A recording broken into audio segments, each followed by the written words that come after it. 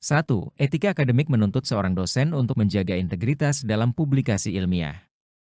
Manakah tindakan berikut yang paling menggambarkan pelanggaran terhadap etika akademik dalam penulisan karya ilmiah? A. Menggunakan data dari penelitian lain dengan izin eksplisit dari peneliti aslinya. B. Mengutip sumber primer dan sekunder secara lengkap dalam daftar pustaka. C. Mencantumkan nama rekan sejawat yang tidak berkontribusi dalam penelitian. D. Menyertakan analisis data yang tidak sesuai dengan metodologi yang digunakan. E. Melakukan revisi besar pada manuskrip tanpa memberitahu autor yang terlibat.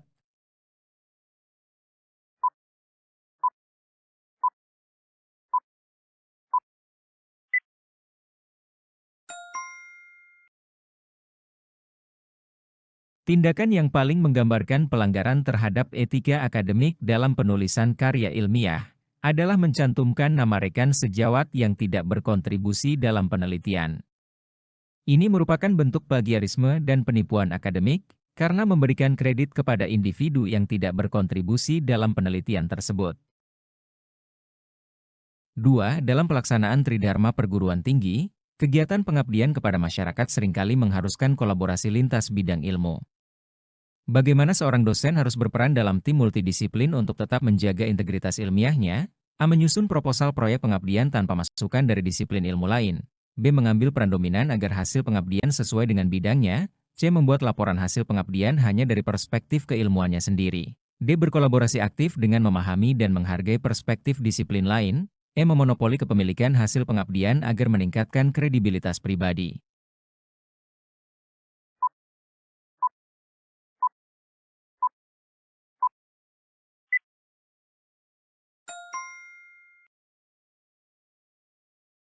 Seorang dosen harus berperan dalam tim multidisiplin untuk tetap menjaga integritas ilmiahnya, dengan cara berkolaborasi aktif dengan memahami dan menghargai perspektif disiplin lain. Pendekatan ini memastikan bahwa setiap anggota tim dapat memberikan kontribusi yang berarti, memperkaya hasil pengabdian, dan menjaga integritas ilmiah dalam proses kolaborasi. 3. Salah satu tujuan utama Tridharma perguruan tinggi adalah pengembangan ilmu pengetahuan melalui penelitian. Manakah tindakan yang paling mencerminkan pelanggaran etika dalam pelaksanaan penelitian di perguruan tinggi? A. Mencari sumber pendanaan dari beberapa lembaga untuk penelitian yang sama. B. Memodifikasi data penelitian agar sesuai dengan hipotesis yang diinginkan. C. Mengundang mahasiswa untuk menjadi koautor dalam penelitian dosen. D. Menyimpan data mentah selama 5 tahun sesuai dengan standar penelitian. E. Melakukan peer review secara anonim terhadap artikel penelitian kolega.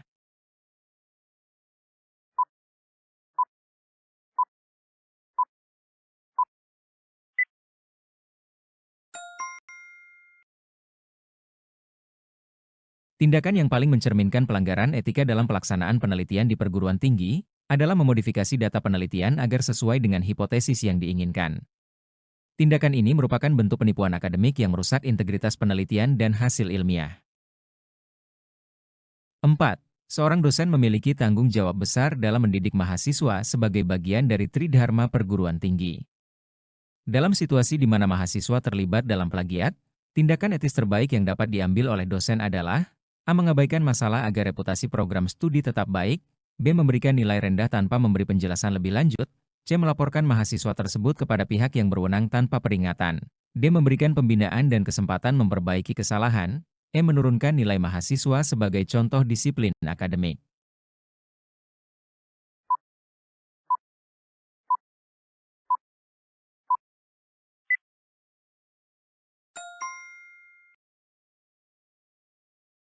Tindakan etis terbaik yang dapat diambil oleh dosen dalam situasi di mana mahasiswa terlibat dalam plagiat adalah memberikan pembinaan dan kesempatan memperbaiki kesalahan. Dengan memberikan pembinaan, dosen dapat membantu mahasiswa memahami konsekuensi dari plagiarisme dan memberikan kesempatan untuk belajar dari kesalahan tersebut sambil tetap menegakkan standar akademik. 5. Dalam menjalankan Tridharma perguruan tinggi, dosen diharapkan mampu mengintegrasikan kegiatan pengajaran, penelitian, dan pengabdian kepada masyarakat. Manakah pernyataan berikut yang paling tepat dalam menggambarkan cara ideal integrasi Tridharma? A. Dosen hanya fokus pada penelitian dan menyerahkan pengajaran kepada asisten. B. Menggunakan hasil penelitian untuk pengajaran, tetapi tidak membaginya dengan masyarakat. C. Melakukan penelitian yang terpisah dari kegiatan pengajaran dan pengabdian. D. Menghubungkan penelitian yang dilakukan dengan kebutuhan masyarakat dan mengajarkannya kepada mahasiswa. E. Mengajar tanpa memperhatikan hasil penelitian atau kebutuhan masyarakat setempat.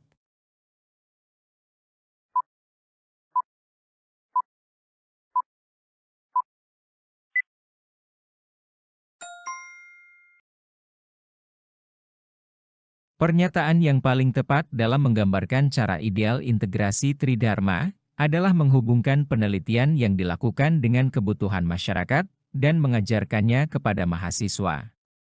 Pendekatan ini memastikan bahwa kegiatan penelitian, pengajaran, dan pengabdian kepada masyarakat saling mendukung dan relevan, memberikan manfaat maksimal bagi mahasiswa dan masyarakat. 6. Seorang dosen mendapatkan permintaan dari mahasiswa agar nilainya dinaikkan tanpa mengikuti prosedur resmi. Sebagai dosen yang menjaga integritas, langkah apa yang sebaiknya dilakukan? A. Menolak secara tegas permintaan mahasiswa, namun tidak melaporkannya untuk menjaga hubungan baik. B. Mengabaikan permintaan mahasiswa dengan harapan mahasiswa akan memahami situasinya. C. Menyampaikan bahwa ada peluang untuk mengubah nilai asalkan dilakukan secara tertutup dan tidak dilaporkan. D. Menjelaskan prosedur resmi penilaian ulang kepada mahasiswa, tetapi tetap membuka peluang jika ada kasus khusus. E. Menolak permintaan dengan tegas dan melaporkan kejadian tersebut kepada pihak berwenang kampus.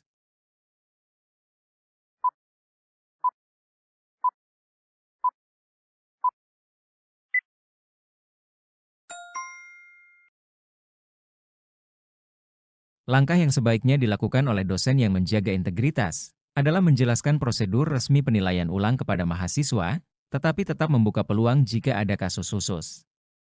Dengan pendekatan ini, dosen tetap menjaga integritas dan transparansi dalam proses penilaian, sekaligus memberikan kesempatan bagi mahasiswa untuk memahami prosedur yang berlaku. 7. Seorang dosen menggunakan materi dari sumber daring untuk menunjang proses pembelajaran, namun tidak mencantumkan referensi dengan jelas. Tindakan ini, asas selama materi tersebut hanya digunakan di lingkungan kelas dan tidak disebarluaskan lebih lanjut. B. Dapat dianggap pelanggaran kode etik karena sumber asli tidak disebutkan secara eksplisit.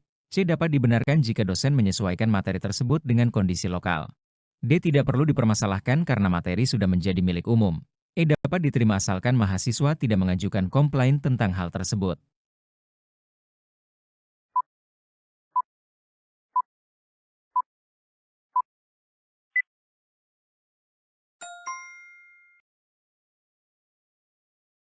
Tindakan tersebut dapat dianggap pelanggaran kode etik karena sumber asli tidak disebutkan secara eksplisit.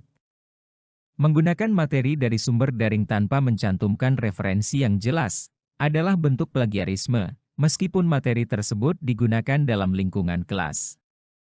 Penting untuk selalu memberikan kredit kepada sumber asli untuk menjaga integritas akademik. 8. Dalam upaya menjaga netralitas dan menghindari konflik kepentingan, dosen harus berhati-hati dalam aktivitas akademik di luar kelas. Manakah situasi berikut yang berpotensi menjadi konflik kepentingan yang bertentangan dengan kode etik dosen? A. Dosen menjadi pembimbing akademik mahasiswa yang juga bekerja di perusahaan tempat dosen menjadi konsultan, tanpa memberitahu pihak kampus. B. Dosen menerima tawaran untuk menjadi pembicara di sebuah konferensi yang disponsori oleh perusahaan swasta, tanpa melibatkan mahasiswa.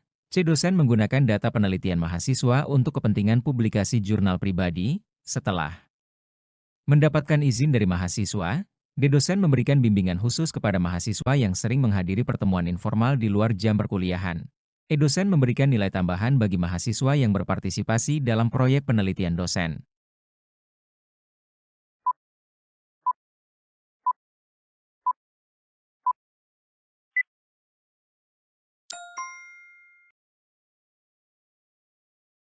Situasi yang berpotensi menjadi konflik kepentingan yang bertentangan dengan kode etik dosen adalah dosen menjadi pembimbing akademik mahasiswa yang juga bekerja di perusahaan tempat dosen menjadi konsultan tanpa memberitahu pihak kampus.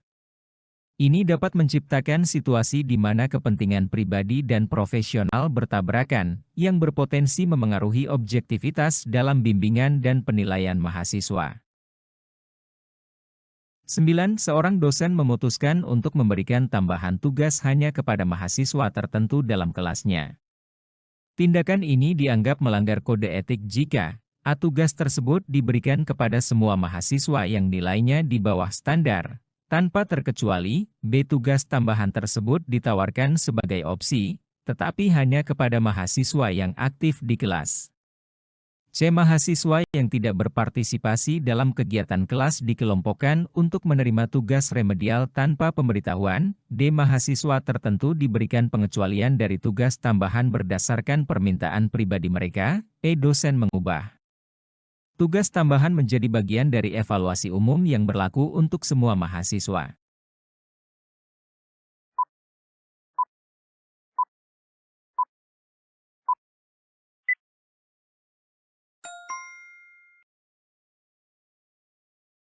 Tindakan ini dianggap melanggar kode etik jika mahasiswa tertentu diberikan pengecualian dari tugas tambahan berdasarkan permintaan pribadi mereka.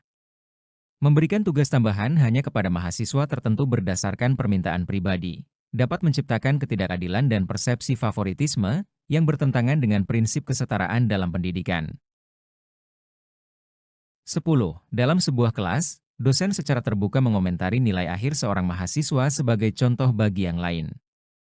Kapan tindakan ini melanggar kode etik dosen? A. Jika nilai yang dikomentari hanya disebutkan tanpa menyebutkan nama mahasiswa secara langsung. B. Jika mahasiswa yang nilainya dikomentari memberikan izin sebelumnya. C. Jika nilai tersebut diumumkan secara terbuka dalam diskusi kelas untuk tujuan pembelajaran. D. Jika mahasiswa yang disebutkan merasa terganggu, meskipun nama mereka tidak disebutkan. E. Jika mahasiswa tidak diberi kesempatan untuk membahas nilai mereka secara pribadi terlebih dahulu.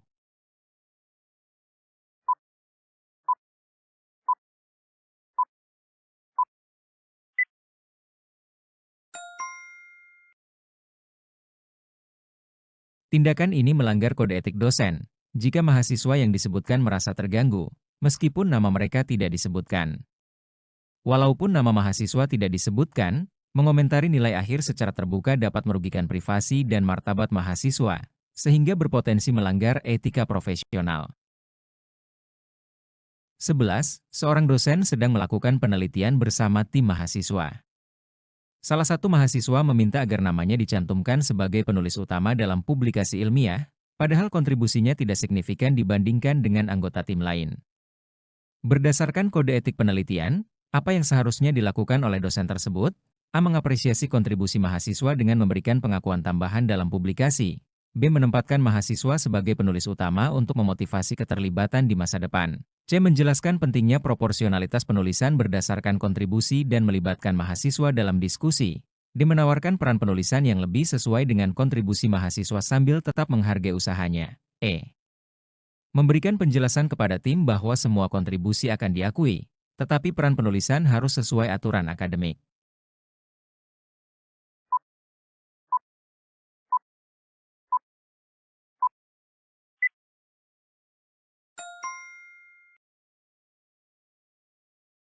Jawaban yang tepat adalah menjelaskan pentingnya proporsionalitas penulisan berdasarkan kontribusi dan melibatkan mahasiswa dalam diskusi.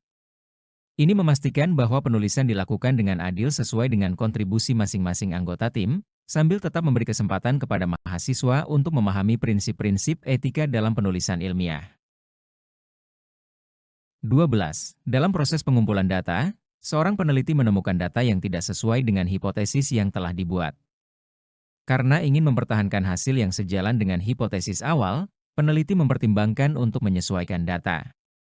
Berdasarkan kode etik penelitian, apa langkah terbaik yang dapat diambil peneliti?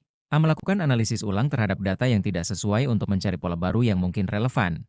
B. Menjaga integritas ilmiah dengan tetap melaporkan data asli, meskipun tidak sesuai dengan hipotesis awal. C. Mendiskusikan data dengan tim untuk mencari solusi yang paling etis dalam mempresentasikan hasil penelitian. D. Mengkaji ulang metodologi untuk memastikan apakah ada faktor yang memengaruhi hasil, lalu memperbaikinya. E. Menggunakan data tambahan yang relevan agar hasilnya tetap mendukung hipotesis, tanpa mengubah data asli.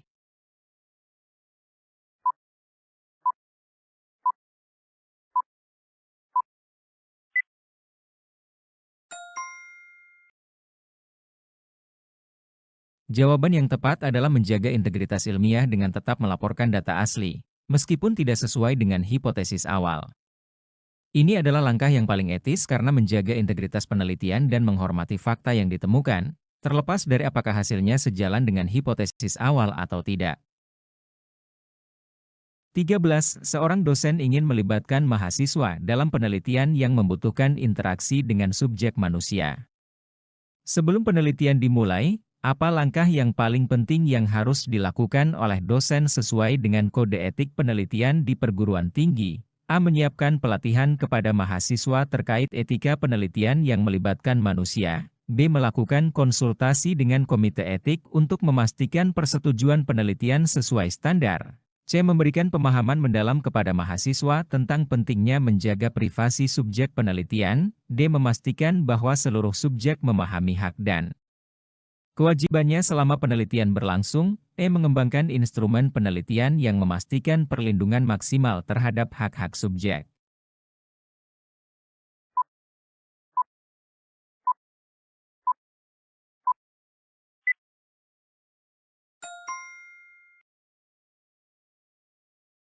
Jawaban yang tepat adalah melakukan konsultasi dengan komite etik untuk memastikan persetujuan penelitian sesuai standar. Konsultasi dengan komite etik adalah langkah penting untuk memastikan bahwa penelitian yang melibatkan subjek manusia memenuhi semua standar etika dan peraturan yang berlaku, melindungi hak dan kesejahteraan subjek penelitian. 14. Dalam sebuah penelitian, seorang dosen menerima pendanaan dari perusahaan farmasi yang hasilnya berpotensi menguntungkan perusahaan tersebut. Berdasarkan kode etik penelitian, apa yang seharusnya dilakukan oleh dosen dalam menghadapi situasi ini? A. Menyebutkan sumber pendanaan dalam publikasi dan menjaga transparansi penuh untuk menghindari konflik kepentingan. B. Melakukan penelitian dengan integritas dan memastikan bahwa hasilnya tetap objektif meskipun ada pendanaan. C. Berkolaborasi secara terbuka dengan perusahaan farmasi sambil tetap mempertahankan prinsip-prinsip ilmiah. D. Mempublikasikan hasil penelitian dengan menyatakan secara jelas keterlibatan perusahaan farmasi. E. Mengembangkan penelitian lebih lanjut yang netral dan memastikan bahwa hasilnya berkontribusi secara akademik maupun praktis.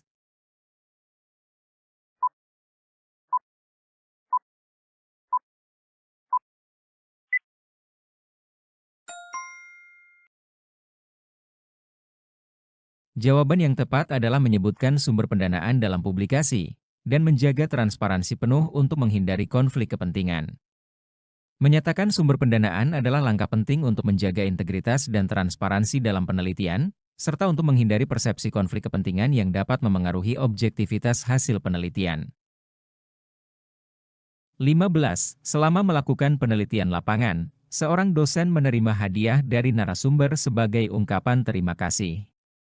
Namun, berdasarkan kode etik penelitian, bagaimana seharusnya dosen bersikap terhadap pemberian hadiah tersebut? A. Menyampaikan rasa terima kasih dan secara sopan menolak hadiah untuk menjaga objektivitas penelitian. B. Menerima hadiah dengan tetap menjaga hubungan profesional yang baik dengan narasumber. C. Menerima hadiah dengan niat baik, lalu melaporkannya kepada institusi sebagai bentuk transparansi. D. Menjelaskan kepada narasumber bahwa hadiah dapat diterima namun tidak akan mempengaruhi hasil penelitian. E. Menerima hadiah sebagai apresiasi, kemudian mendiskusikan dengan tim untuk menentukan langkah yang tepat.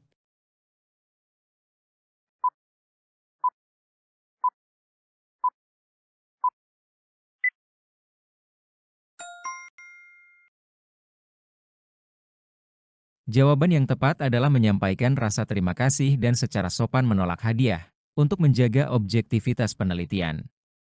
Menolak hadiah dengan sopan adalah langkah yang tepat untuk menjaga integritas dan objektivitas dalam penelitian, serta menghindari potensi konflik kepentingan.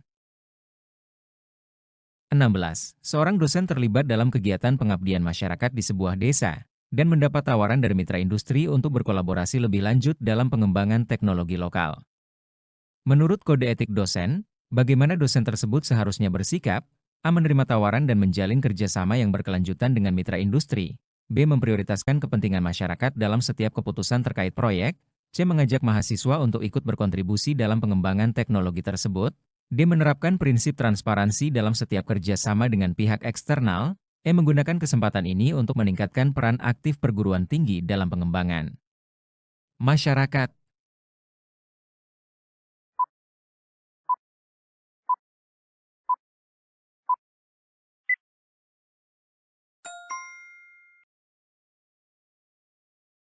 Jawaban yang tepat adalah memprioritaskan kepentingan masyarakat dalam setiap keputusan terkait proyek. Hal ini penting untuk memastikan bahwa kegiatan pengabdian masyarakat benar-benar bermanfaat bagi masyarakat dan tidak hanya menguntungkan pihak tertentu, termasuk mitra industri. 17. Dalam kegiatan pengabdian masyarakat, seorang dosen bekerja sama dengan pemerintah daerah untuk melaksanakan pelatihan keterampilan kerja bagi masyarakat. Tindakan yang paling sesuai dengan kode etik dosen adalah A. Melibatkan masyarakat dalam evaluasi pelatihan untuk memastikan kebermanfaatannya, B. Berkolaborasi dengan pemerintah daerah untuk memperluas jangkauan pelatihan, C. Memastikan pelatihan sesuai dengan kebutuhan real masyarakat dan wilayah setempat, D. Membagikan hasil pelatihan kepada perguruan tinggi untuk perbaikan program di masa depan, E. Menggunakan pelatihan ini sebagai sarana pengembangan profesionalisme dosen dan mahasiswa.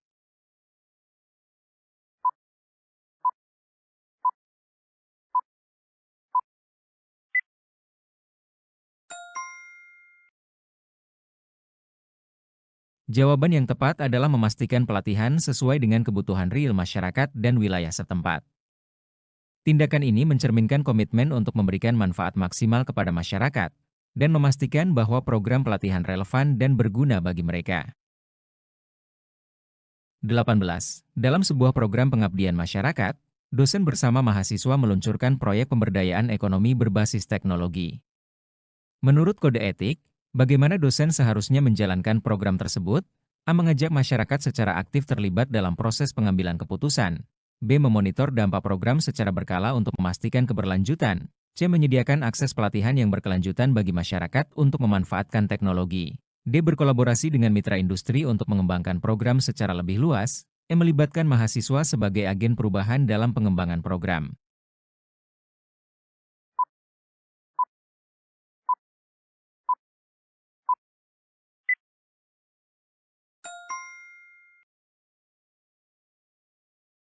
Jawaban yang tepat adalah mengajak masyarakat secara aktif terlibat dalam proses pengambilan keputusan. Melibatkan masyarakat dalam pengambilan keputusan adalah langkah penting untuk memastikan bahwa program pemberdayaan ekonomi benar-benar sesuai dengan kebutuhan dan aspirasi mereka, serta meningkatkan rasa memiliki dan keterlibatan masyarakat dalam program tersebut. 19. Seorang dosen memimpin proyek pengabdian masyarakat di bidang kesehatan dengan melibatkan tenaga ahli dari berbagai disiplin ilmu. Berdasarkan kode etik, apa langkah yang paling tepat bagi dosen tersebut? A. Mendorong kerja sama interdisipliner yang sinergis untuk menyelesaikan masalah kesehatan masyarakat. B. Menyusun program yang berbasis pada hasil riset terbaru di bidang kesehatan. C. Melibatkan komunitas lokal dalam proses evaluasi untuk meningkatkan efektivitas program. D. Berkomunikasi secara terbuka dengan tenaga kesehatan dan masyarakat terkait tujuan program. E. Menggunakan proyek ini sebagai model pengabdian berbasis riset untuk program-program berikutnya.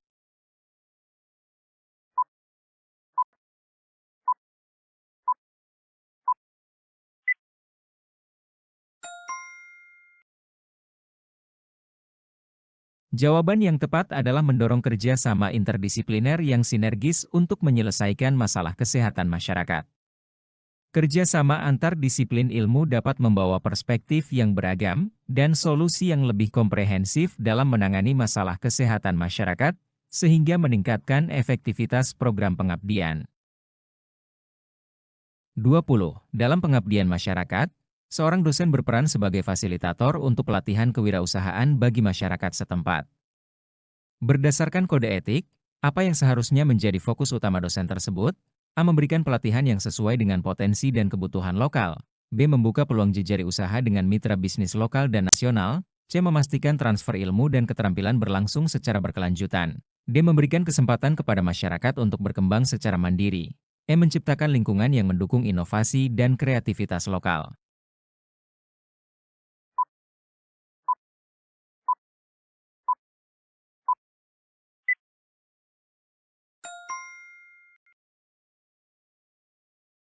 Jawaban yang tepat adalah memberikan pelatihan yang sesuai dengan potensi dan kebutuhan lokal. Fokus ini memastikan bahwa pelatihan kewirausahaan relevan dan bermanfaat bagi masyarakat setempat, membantu mereka mengembangkan keterampilan yang sesuai dengan kondisi dan peluang yang ada di lingkungan mereka.